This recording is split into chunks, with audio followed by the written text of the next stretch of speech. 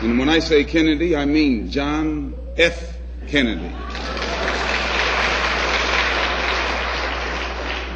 The man who promised all the American so-called Negroes who vote what he was going to do for them when he got in office, and has yet to do the first thing that he promised, but has paid off the Negro leadership so that they are silent and say nothing about the promises that he originally made to get Negroes to vote for him. Now, I would like to point out another point before we go any farther. We who are followers of the Honorable Elijah Muhammad do not make a choice between integration and segregation.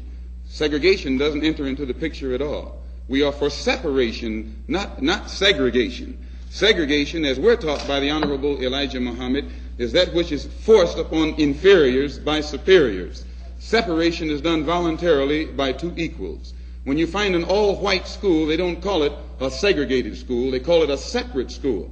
When you find an all-Negro school, they call it a segregated school, because it was set up by the white man. If it was an all-black school that had been set up by the black man himself, run by the black man himself, with the curricula that they follow, put in the school by the black man himself, they would call it a separate school. And it would be just as independent and on equal basis with the white school. President who himself was discriminated against for a long time and accused Protestants of practicing religious discrimination, I think that he is way out of line to use his position now as the first Catholic president to open up his mouth against a religious group here in this country that is headed by the Honorable Elijah Muhammad. If he's not going to open up his mouth and outright condemn the Citizens Council by name, and condemn the Ku Klux Klan by name, and condemn the white Masonic order, which is all white, by name, and the white churches in the South by name, then Kennedy is wrong to point at the Muslims because we are black and because we don't want to mix with the people down there.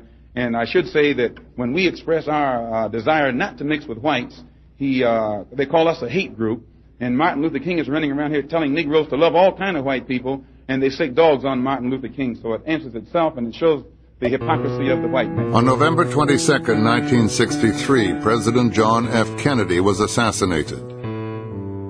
For the nation, the day after the assassination, Malcolm X made a remark that shocked both his followers and his enemies. When you send your chickens out in the morning from your barnyard, those chickens will return that evening to your barnyard, not your neighbor's barnyard. I think this is a prime example of the devil's chickens coming back home to roost. The public was enraged by his apparent irreverence.